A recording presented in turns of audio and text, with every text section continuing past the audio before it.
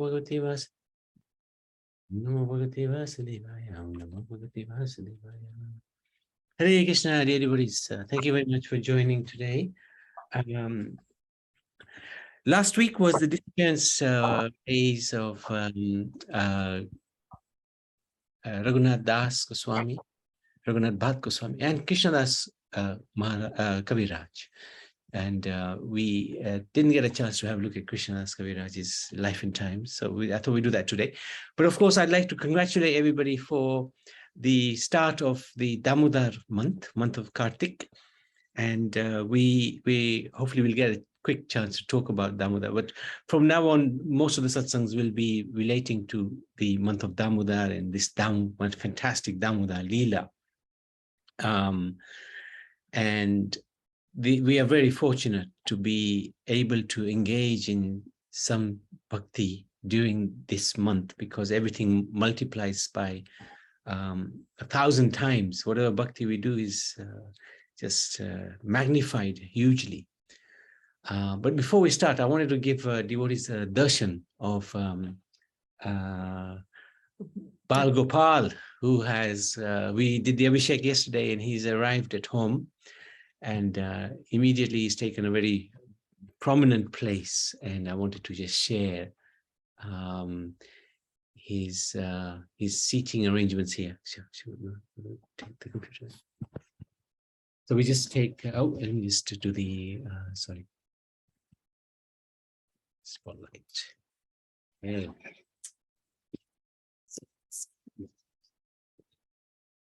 So there you go, there is, go down a touch, down a touch, down a touch more.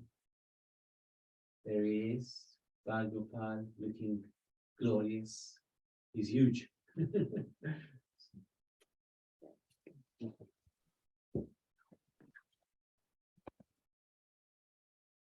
So, Krishna. Haribol Prabhu, Hare Krishna. Hare Krishna. It's very good, Prabhu. Hare Yeah, Krishna. It's very fine. Yeah. Thank you. So, Krishna Kaviraj, he was born in 1496 in a Nadia family of Brahmin physicians in the village of Jamatpur, within the district of Bardhaman, near Katwa, West Bengal. His father was Sri Bhagarath and his mother was Sri Sunanda. He had a younger brother named Shyamadas. The deity of Gaur Nityananda, installed by Krishna Das Kaviraj, is still being worshipped there in near Katwa. In the Chaitanya Charitamrita Adi Lila, chapter 5, Krishna Das Kaviraj relates the cause of his leaving family life. Lord Nityananda Prabhu had a servant named Shri Miniketan Ramdas, who was a reservoir of love. At my house, there was a Sankirtan day and night. And therefore, he visited there, having been invited, absorbed in emotional love. He sat in my courtyard, and all the Vaishnavas bowed down at his feet in a joyful mood of love of Godhead. He sometimes climbed upon the shoulder of somebody offering obeisances. Sometimes he struck others with his flute or mildly slapped them. When somebody saw the eyes of Miniketan Ramdas, tears would flow automatically from his own eyes. For a constant shower of tears flowed from the eyes of Miniketan Ramdas. Sometimes there were eruptions of ecstasy like kadamba flowers on some part of his body. Sometimes one limb would be stunned while another would be trembling.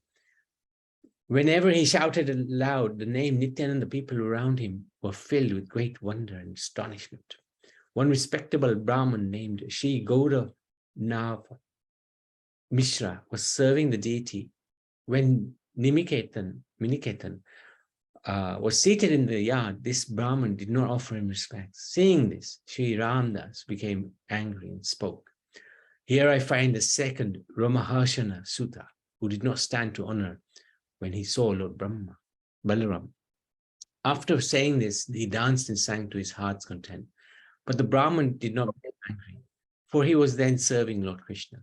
At the end of the festival, Miniketan Ramdas went away, offering his blessings to everyone. At that time, he had some controversy with my brother. My brother had firm faith in Lord Chaitanya, but only a dim glimmer of faith in Lord Nityananda. Knowing this, Sri Ramdas felt unhappy in his mind. I then rebuked my brother. These two brothers, he's talking about Nimai and Nitai, I told him, are like one body. They're identical manifestations. If you do not believe in Nityananda, you will fall down. If you have faith in one but disrespect the other, your logic is like the logic of accepting half a hen. It is better to be an atheist and slighting both brothers, by slighting both brothers, than a hypocrite by believing in one and slighting the other. Thus Ramdas broke his fruit in anger and went away. That time, my brother fell down. That night, because he was pleased with the chastisement that Krishnadas Kaviraj gave his brother for offending his dear devotee, Miniketan Ramdas, Lord Nityananda appeared in his dreams and declared, Are Ramdas, na kareha bhaya Vrindavan yaha tanha sarva larya aya. Oh, my dear Krishnadas, do not be afraid. Go to Vrindavan, for there you will attain all things. So this is telling the story of how Krishnadas Kaviraj left home. Thus receiving the mercy of Lord Nityananda in his dream, he, although of old age, started for Vrindavan. He was quite elderly, with a joyful mind. The lotus feet of the spiritual master of Sri Kaviraj are none other than those of Lord Nityananda himself. So, very important. He accepted the Goswamis, Sri Rupa, Sanatan, Sri Jiva, Raghunath Bhatt, and Gopal Bhatt as his instructing spiritual master. That's the 6 Goswamis, as we know them.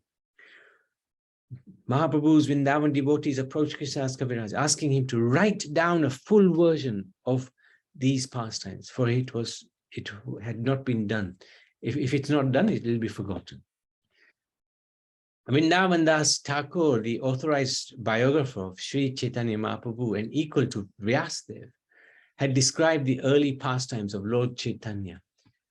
Krishnadas Kaviraj gave descriptions of pastimes he left out due to his fear of his book becoming too voluminous. So Krishnadas Kaviraj is the author of Chaitanya Charitamrita, and Vrindavan Das Thakur is the author of Chaitanya Bhagavat. So Vrindavan Das Thakur wrote about the early life of Chaitanya, and then Krishnadas Kaviraj wrote about the later life, part of his life. From Lokanath Goswami and Raghunath Bhatt Goswami, he begged permission to write Chaitanya Charitamrita. Lokanath, due to his humility, directed Sri Kaviraj that he desired not to be named in his book. That is why in Chaitanya Charitamrita, hardly a reference about Lokanath Goswami is found.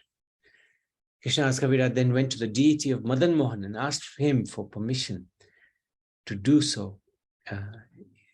He had to do as he had been asked.